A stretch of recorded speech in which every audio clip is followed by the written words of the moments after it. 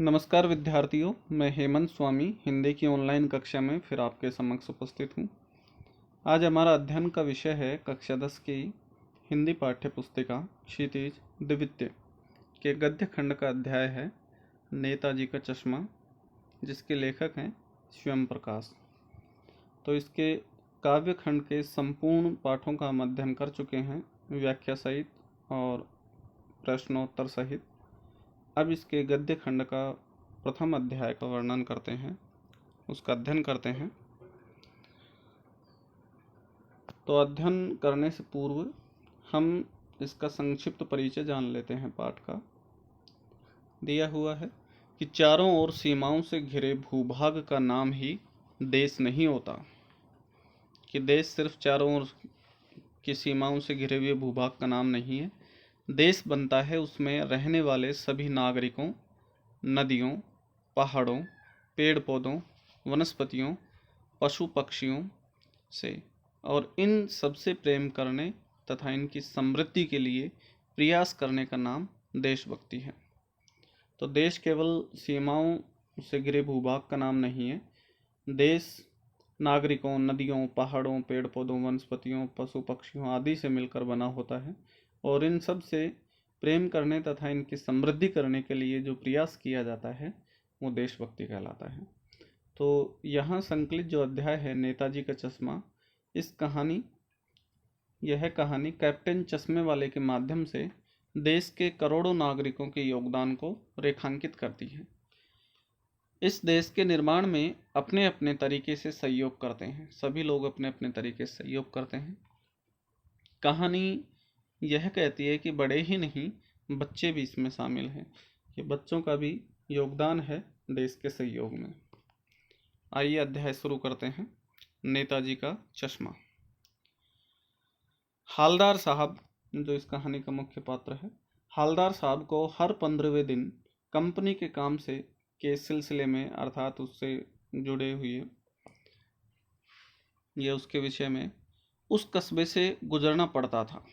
कस्बा बहुत बड़ा नहीं था जिसे पक्का मकान कहा जा सके, वैसे कुछ ही मकान थे, और जिसे बाजार कहा जा सके वैसा एक ही बाजार था कस्बे में। कस्बे में एक लड़कों का स्कूल, एक लड़कियों का स्कूल, एक सीमेंट का छोटा सा कारखाना, 2 ओपन एयर सिनेमा घर और एक ठोर नगर पालिका भी थी, अर्थात एक स्थान पर नगर पालिका भी थी। तो ठो लिखा हुआ है, ठोर है ये पूरा। नगर पालिका थी तो कुछ न कुछ करती भी रहती थी, अर्थात कुछ न कुछ कार्य करवाती थी नगर पालिका, या नगर पालिका के माध्यम से होता था। कभी कोई सड़क पक्की करवा दी, कभी कुछ पेशाब घर बनवा दिए, कभी कबूतरों की छतरी बनवा दी, तो कभी कवि सम्मेलन करवा दिए। तो ये सारे नगर पालिका के कार्य थे।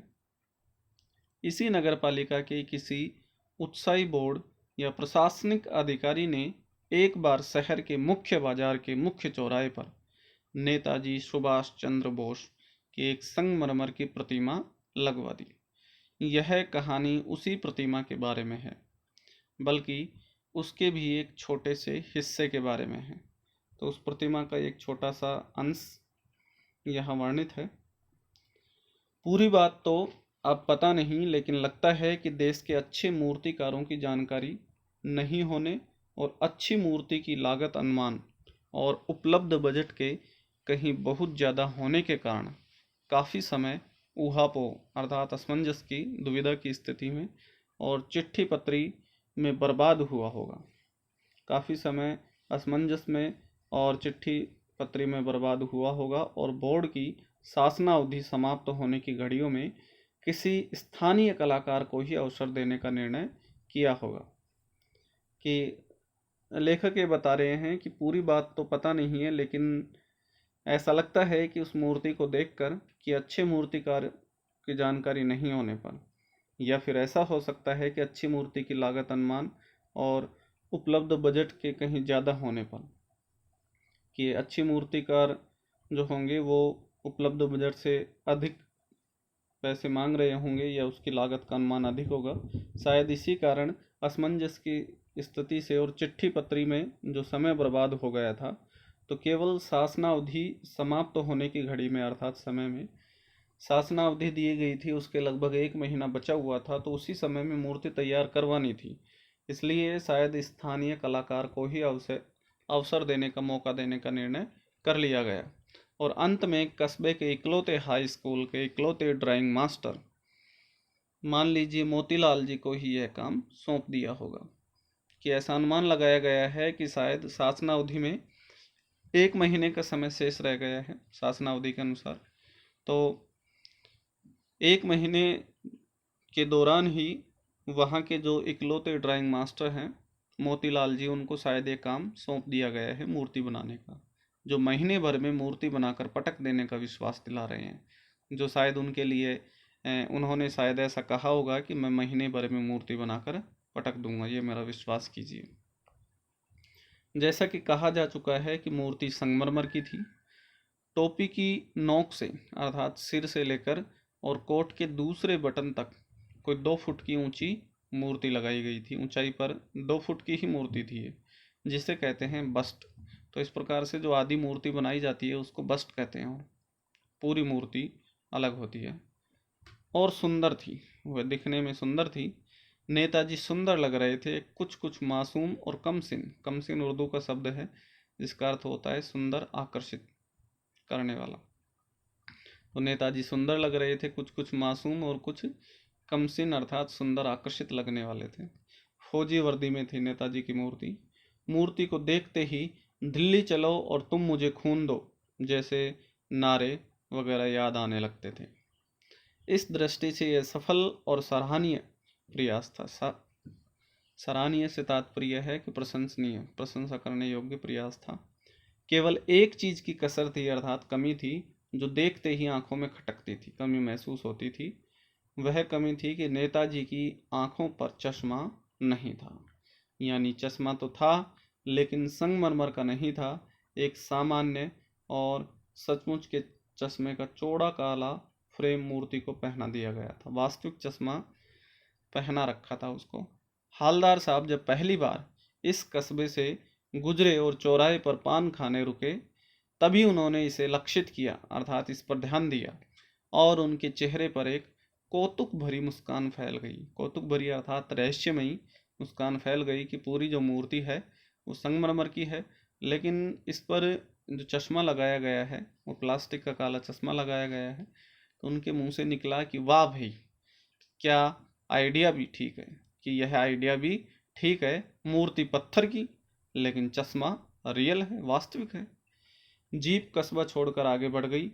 तब भी हालदार साहब इस मूर्ति के बारे में ही सोचते रहे और अंत में इस निष्कर्ष पर पहुंचे कि कुल मिलाकर कस्बे के नागरिकों का यह प्रयास सराहनीय ही कहा जा सकता है, कहा जाना चाहिए, प्रशंसनीय कहा जाना चाहिए कि मूर्ति पर चश्मा न होने पर उस पर वास्तविक चश्मा लगाया गया है। महत्व मूर्ति के रंग रूप या कद का नहीं है, उस भावना का है, वरना तो देशभक्ति भी आजकल मजाक की चीज होती जा रही है।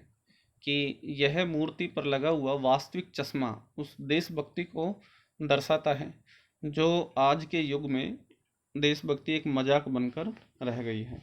अर्थात देशभक्त नेताजी की मूर्ति पर बिना चश्मा देख नहीं सकते, इसलिए उस पर वास्तविक चश्मा लगा दिया गया है। यह उनकी देशभक्ति को प्रदर्शित करती है। दूसरी बार जब हालदार साहब उधर से गुजरे तो उन्हें मूर्ति में कुछ अंतर दिखाई दिया। ध्यान से देखा तो पाया कि चश्मा दूसरा है, चश्मा बदल दिया गया है। पहले मोटे फ्रेम वाला चौकोर चश्मा था, अब तार के फ्रेम वाला गोल चश्मा है। हालदार साहब का कौतुक और बढ़ा तो उनका यह रहस्यमय अंदाज और बढ़ गया, जानने को उत्सुकता और बढ़ गई। वाह भाई, तो उनके मुंह से निकला कि वाह भाई, क्या आइडिया है।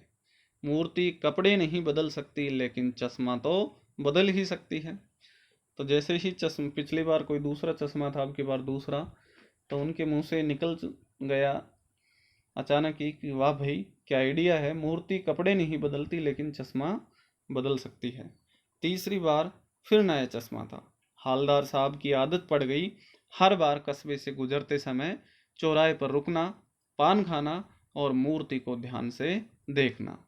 एक बार जब कौतूहल दुर्दमयी हो उठा तो उनका जो आश्चर्य था, उत्साह था, वो जब सहने योग्य नहीं था, रोकने योग्य नहीं था, तो पान वाले से पूछ लिया, क्यों भाई, क्या बात है? यह तुम्हारे नेताजी का चश्मा हर बार बदल कैसे जाता है? पान वाले के खुद के मुंह में पान ठुसा हुआ था। वह काला मोटा और खुश मिजाज आदमी था, अर्थात खुश खुश रहने वाली प्रवृत्ति का था। हालदार साहब का प्रश्न सुनकर वह आंखों ही आंखों में हंसा, क्योंकि उसके मुंह में पान भरा हुआ था। उसकी तोंद थिरकी, तो मुंह बंद करके जैसे ही उसने मुस्कान बिखेरी तो उसकी मोटी तोंद, मोटा पेट भी थिरकने लगा, हिलने लगा। पीछे घूमकर उसने दुकान से नीचे पान थूका और अपनी लाल काली बत्ती सी दिखाकर, मुंह दिखाकर बोला, कैप्टन चश्मे वाला करता है। कि ये जो बदलाव है ये कैप्टन चश्मे वाला करता है, चश्मे का बदलाव। क्या करता है? हालदार साहब कुछ समझ नहीं पाए कि कैप्टन चश्मे वाला क्या करता है। तो पान वाला कहता है कि चश्मा चेंज करता है। इस प्रकार से पान वाले ने समझाया। तो हालदार साहब ने पूछा, क्या मतलब, क्यों चेंज कर देते हैं? हालदार साहब अब भी नहीं समझ पाए। तो पान वाला समझाता है कि कोई ग्राहक आ गया समझो। ग्राहक से तात्पर्य है कि ग्राहक आ गया समझो, उसको चौड़े चौखट चाहिए, कि चौड़ा फ्रेम वाला चश्मा चाहिए, तो कैप्टन किधर से लाएगा? तो कैप्टन कहाँ से लेके आएगा? कैप्टन उस व्यक्ति का नाम है जो चश्मे वाला है, तो उसको मूर्ति वाला दे दिया। तो जहाँ जो मूर्ति पर चश्मा लगा हुआ था वो उतार कर उस ग्राहक को दे दिया, दूसरा उधर दूसरा बिठा दिया, कि उस मूर्ति पर दूसरा चश्मा लगा दिया। अब हालदार साहब को बात कुछ कुछ समझ में आई। एक चश्मे वाला है जिसका नाम है कैप्टन, उसे नेताजी की बगैर चश्मे वाली मूर्ति बुरी लगती है, बल्कि आहत करती है, उसे दुखी करती है, मानो चश्मे के बगैर नेताजी को असुविधा हो रही हो। इसलिए वह अपनी छोटी सी दुकान में उपलब्ध गिने चुने फ्रेमों में से एक नेताजी की मूर्ति पर फिट कर देता है। लेकिन जब कोई ग्राहक आता है और उसे वैसे ही फ्रेम की दरकार होती है, आवश्यकता होती है, जैसा मूर्ति पर लगा है, तो कैप्टन चश्मे वाला मूर्ति पर लगा फ्रेम संभवतः नेताजी से क्षमा मांगते हुए लाकर ग्राहक को दे देता है। कि जब कभी कोई चश्मे वाला ग्राहक आता है और उसको मोटी फ्रेम वाली चश्मे की आवश्यकता होती है जो मूर्ति पर लगा हुआ होता है, तो शायद वह कैप्टन चश्मे वाला मूर्ति पर लगे हुए फ्रेम को उतारते हुए नेताजी से क्षमा मांगते हुए लाकर ग्राहक को दे देता है और बाद में नेताजी को दूसरा फ्रेम लौटा देता है, अर्थात नेताजी की उस मूर्ति पर दूसरा फ्रेम फिट कर देता है। वाह भाई, क्या आइडिया है! तो उनके मुंह से निकलता है कि वाह भाई, खूब, क्या आइडिया है, अच्छा विचार है। लेकिन भाई एक बात अभी भी समझ में नहीं आई। हालदार साहब ने पान वाले से फिर पूछा, नेताजी का ओरिजिनल चश्मा कहाँ गया? कि इसके मूर्ति के साथ जो बनाया गया था वास्तविक चश्मा कहाँ है? पान वाला दूसरा पान मुंह में ठूस चुका था। दोपहर का समय था, दुकान पर भीड़ भाड़ अधिक नहीं थी, इसलिए दोनों तरफ अपने पान मुंह में लिए हुए थे। वह फिर आंखों ही आंखों में हंसा। उसकी तोंद फिर से थिरकी, मुंह बंद होने के कारण। कत्थे की डंडी को फेंक कर, उसके हाथ में जो कत्था पान पर लगाने कत्था होता है, उसकी डंडी को फेंक कर पीछे मुड़कर उसने नीचे पीक थूक दिया, नीचे थूका और मुस्कुराता हुआ बोला, मास्टर बनाना भूल गया। कि ये जो मूर्तिकार है मास्टर मोतीलाल, ये बनाना भूल गया है। पान वाले के लिए यह एक मज़ेदार बात थी कि मास्टर इसका चश्मा बनाना भूल गया है, लेकिन हालदार साहब के लिए यह चकित और द्रवित करने वाली बात थी, कि उनको आश्चर्य में डालने वाली और भाव विभोर करने वाली बात थी कि एक नेताजी की जो मूर्ति है उस पर नेताजी का चश्मा कैसे भूला जा सकता है। यानी वह ठीक ही सोच रहे थे। मूर्ति के नीचे लिखा, मूर्तिकार मास्टर मोतीलाल, वाकई कस्बे का अध्यापक था, ड्राइंग मास्टर था। बेचारे ने महीने भर में मूर्ति बनाकर पटक देने का वादा कर दिया होगा। कि उसने पहले सोचा था वही सत्य निकला कि 1 महीने की शासनावधि थी, तो 1 महीने में उसने मूर्ति बना देने का वादा कर दिया होगा और बना भी ली होगी, लेकिन पत्थर में पारदर्शी चश्मा कैसे बनाया जाए, कि वो सोच रहा होगा कि पत्थर में पारदर्शी चश्मा कैसे बनाया जाए, आर पार दिखने वाला, कांच वाला, यह तय नहीं कर पाया होगा। या कोशिश की होगी, असफल रहा होगा, बनाने में कोशिश की होगी तो उसमें असफल रहा होगा, या बनाते बनाते कुछ और बारीकी के चक्कर में चश्मा टूट गया होगा। तो बनाते बनाते और उसमें सुधार करते करते शायद चश्मा टूट गया, या फिर पत्थर का चश्मा अलग से बनाकर फिट किया होगा और वह निकल गया होगा। उफ। तो इस प्रकार से हालदार साहब उस मूर्तिकार के बारे में या फिर उस मास्टर के बारे में सोच रहे थे जिसने यह मूर्ति बनाई थी। हालदार साहब को यह सब कुछ बड़ा विचित्र और कौतुक भरा लग रहा था, रहस्यमयी लग रहा था। इन्हीं ख्यालों में खोए खोए पान के पैसे चुकाकर चश्मे वाले की देशभक्ति के समक्ष नतमस्तक होते हुए वे जीप की तरफ चले, कि चश्मे वाले की देशभक्ति के सामने नतमस्तक हो गए कि उस मूर्ति पर चश्मा न होने पर उसे कितना आहत लगा, दुखी हुआ, और फिर उसने ओरिजिनल वास्तविक चश्मा लगा दिया। तो जीप की तरफ चले, फिर रुके, पीछे मुड़े और पान वाले के पास जाकर पूछा, क्या कैप्टन चश्मे वाला नेताजी का साथी है या आज़ाद हिंद फौज का भूतपूर्व सिपाही है? तो पान वाला नया पान खा रहा था। पान पकड़े अपने हाथ को मुंह से 1.5 इंच दूर रोककर उसने हालदार साहब को ध्यान से देखा, फिर अपनी लाल काली बत्ती सी दिखाई, अर्थात थोड़ा मुस्कुराए और बोला, नहीं साहब, वो लंगड़ा क्या जाएगा फौज में, पागल है पागल, वो देखो वो आ रहा है, आप उसी से बात कर लो, फोटो वोटो छपवा दो उसकी कहीं। तो हालदार साहब को पान वाले द्वारा एक देशभक्त का इस तरह मजाक उड़ाया जाना अच्छा नहीं लगा। उन्हें बुरा लगा कि किस प्रकार से यह व्यक्ति एक देशभक्त का मजाक उड़ा रहा है। मुड़कर देखा तो अवाक रह गए, आश्चर्यचकित रह गए।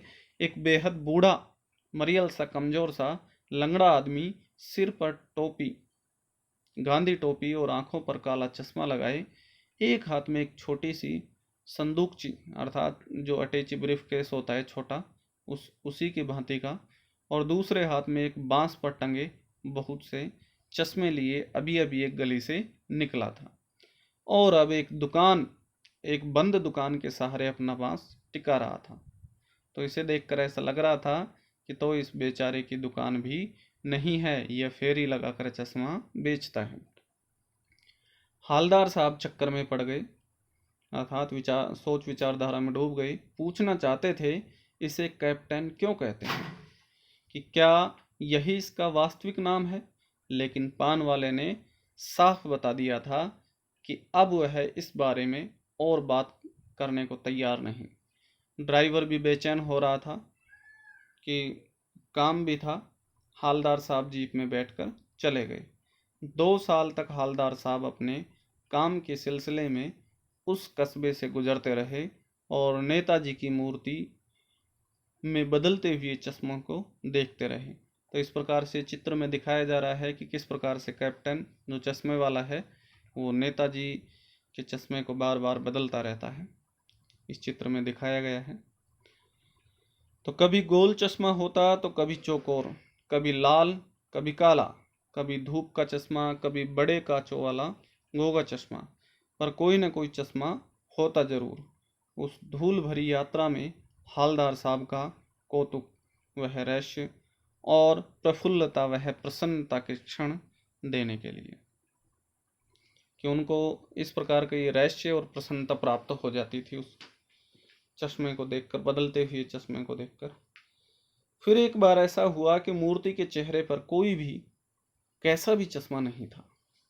उस दिन पान की दुकान भी बंद थी, चौराहे की अधिकांश दुकानें बंद थी। अगली बार भी मूर्ति की आंखों पर चश्मा नहीं था। दूसरी बार जब आए तो उस समय भी मूर्ति की आंखों पर चश्मा नहीं था, जबकि वो जब हर बार आते थे तो चश्मा जरूर मिलता था, लेकिन बदला हुआ मिलता था। हालदार साहब ने पान खाया और धीरे से पान वाले से पूछा, क्यों भाई, क्या बात है, आज तुम्हारे नेताजी की आंखों पर चश्मा नहीं है। पान वाला उदास हो गया। उसने पीछे मुड़कर मुंह का पान नीचे थूका और सिर झुकाकर अपनी धोती के सिर से आंखें पोंछता हुआ बोला, साहब, कैप्टन मर गया है। और कुछ नहीं पूछ पाए हालदार साहब। कुछ पल चुपचाप खड़े रहे, फिर पान के पैसे चुकाकर जीप में आ बैठे और रवाना हो गए।